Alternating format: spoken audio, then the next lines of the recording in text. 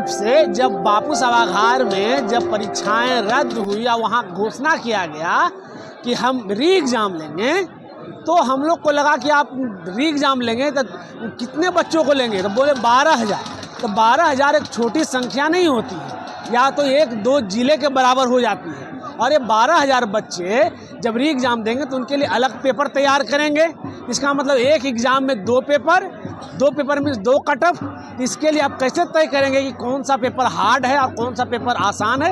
इसका मतलब आप नॉर्मलाइजेशन को लागू करेंगे, जबकि आयोग ने कुछ दिन पहले ही नोटिस निकाल के यह जारी किया कि हम नॉर्मलाइजेशन को लागू नहीं करेंगे, लेकिन आप पीछे दरवाजे से कहीं न कहीं नॉर्मलाइजेशन लागू करने की कोशिश कर रहे हैं। ऐसा हम लोग का शक आयोग पर इसलिए और जा रहा है क्योंकि पटना में जहां सुव्यवस्थित रूप से परीक्षा केंद्र है, जहां सारा प्रशासनिक महकमा है, वहां इस तरह से गड़बड़ी परीक्षा लेने में कैसे हो जाती है? हमें तो लग रहा है कि आयोग ही इसके पीछे साजिशन उन्होंने गड़बड़ी की है, ताकि इस तरह से बैक दरवाजे से हम नॉर्मलाइजेशन को लागू करें और जिन बच्चों का स्पेशल ट्रीटमेंट दिया जा रहा है, जिनको वो पास कराने की कोशिश कर रहे हैं, उनको आसानी से वो पास करा सके और परीक्षा में वो हम लोग के साथ अन्याय कर सके। सर, अभी शुरू से विवादित रहा है। जब से फॉर्म निकला है, आप देखे होंगे 90,000 को फॉर्म नहीं भरने दिया गया, 4 दिन सर्वर डाउन करके, और बच्चों को उपद्रवी कहा गया, नॉन सीरियस कहा गया। अगर मान लीजिए डेट 3 तारीख है तो 3 तारीख है ना जी, हैं 3 से अगर 1 घंटा पहले भी कोई लड़का अगर पेमेंट करता है तो उसको माना जाएगा ना वैलिड। तो आप तो पहले यही गलत कर रहे हैं। दूसरी बात कि नॉर्मलाइजेशन को लेके आप देख ही रहे, जो प्रक्रिया अपनाई गई उसके बाद विरोध हुआ और पुलिसकर्मियों द्वारा लड़कियों को भी नहीं बख्शा गया, बड़ी बेरहमी से पीटा गया। फिर उसके बाद एग्ज़ाम तो हो गया, एग्ज़ाम पे अनियमितताएँ इतनी सारी आई, जिसके एवज में सारे लड़कों ने फैसला किया कि भाई अब प्रोटेस्ट हुआ नहीं, प्रोटेस्ट में क्या है, लाठी खाते चले जाते हैं। अब हम विवाद नहीं करेंगे, अब हम संवाद करेंगे। लेकिन सरकार संवाद करे तब ना, कोई डिस्कोर्स नहीं, कोई डायलॉग नहीं, कोई डेलीगेशन आया अभी तक उनका। अब देख ही रहे हैं कितने बड़े बड़े नेता भी आ रहे हैं यहाँ। हाँ, यहाँ बच्चे जो बैठे हुए हैं, कोई राजनीतिकरण नहीं कर रहा है। यहाँ सभी नेता हैं, सभी अपनी बातों को बस वही बोल रहे हैं। साफ सुथरा एग्जाम हो, एक स्टैंडर्ड का क्वेश्चन हो। क्वेश्चन तो क्वेश्चन है, लेकिन कांस्टेबल के एग्ज़ाम में, एसडीएम के एग्ज़ाम में कुछ तो फ़र्क होता ही है ना। तो उसको मेंटेन रखा जाए और सुचारू ढंग से परीक्षाएं आयोजित की जाए। अगर नहीं होता है तो किसी को आपत्ति नहीं होगी। 68 में 69 में जिसका नहीं हुआ, लेकिन परीक्षाएं बढ़िया से हुई। अब पीछे हटने का सवाल ही नहीं है, क्योंकि हम 2 बार लाठी खा चुके, भूखे बैठे हैं 10 दिन से, हैं, और इतनी सारी परेशानियां हैं। किसी को जाना जाता है बच्चों के लिए, महिलाओं के लिए उन्होंने बहुत सारे कार्य किए हैं। लेकिन जब एक महिला के पेट में लात मारा जा रहा था तो नीतीश जी आज क्यों चुप है?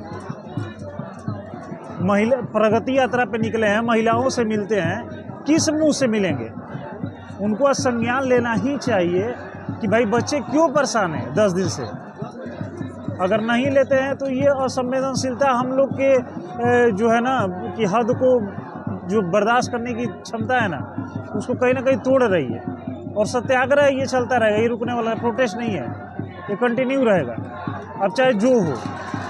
तो आयोग और सरकार तय करेगी कि कब तक चलेगी। अगर वो आज ही हमें एक नोटिस निकाल के कह देते हैं कि नहीं सभी बच्चों का हम री एग्ज़ाम लेंगे, तो आज ही तक रहेगी, और नहीं तो ये सत्याग्रह है। और हम अच्छे तरीके से जानते हैं कि सत्याग्रह एक प्रक्रिया है और एक लंबी चलने वाली प्रक्रिया है।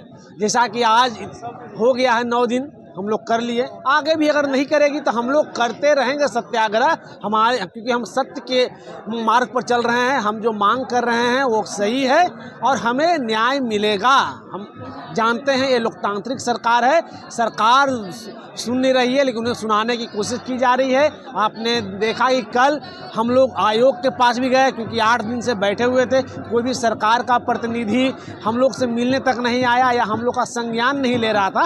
तो सोचे कि हम ही लोग जा करके आयोग से हाथ जोड़ के विनती करके, विनय करके उनसे हम कहें कि आप हमारी सिर्फ बात सुन लीजिए, अगर हम गलत हैं तो आप यहाँ से भगा दीजिए, लेकिन आप मेरी बात तो सुनिए।